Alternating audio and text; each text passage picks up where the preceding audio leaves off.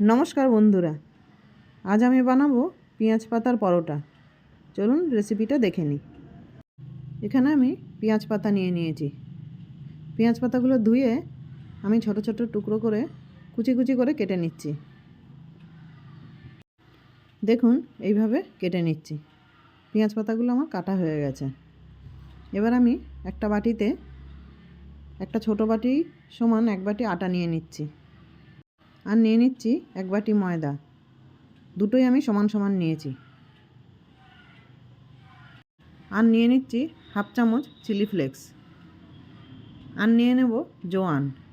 জোয়ানটা আমি এরকম করে হাতে ঘষে দিয়ে দিচ্ছি। আর দিয়ে দেব 2 চামচ ঘি। আর দিয়ে দেব 1 চামচ গ্রেট করা আদা। আর দিয়ে দেব ধনেপাতা কুচি। এবার দিয়ে দেব কেটে রাখা পেঁয়াজ পাতাটা। দিয়ে এগুলো আমি হাতে করে এরকম একটু মেখে নিচ্ছি। এবার জল দিয়ে মেখে নেব। অল্প অল্প জল দিয়ে আমি মেখে নিচ্ছি। দেখুন মাখা হয়ে গেছে। এবার এটাকে আমি 30 মিনিটের জন্য ঢাকা দিয়ে রেখে দেব। 30 মিনিট বাদে ঢাকা খুলে দেখে নিচ্ছি। দেখো বন্ধুরা, নরম হয়েছে এরকম। এবার আমি দিয়ে দেব 2 চামচ ছোলার বেসন।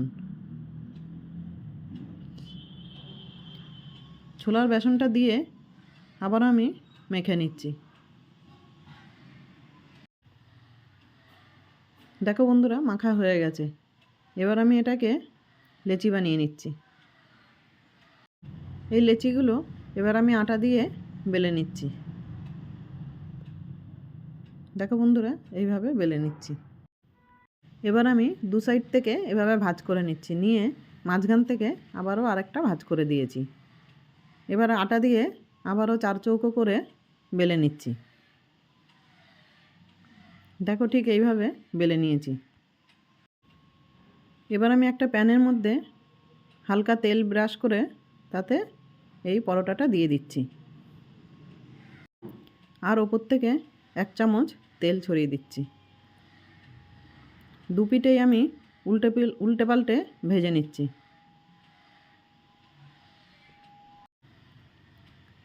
দেখো বন্ধুরা, দু পিঠেই ভালোভাবে ভাজা হয়ে গেছে।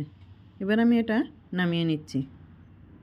এই শীতের সময় এইভাবে এই পরোটাটা বানিয়ে একবার খেয়ে দেখুন। নমস্কার বন্ধুরা।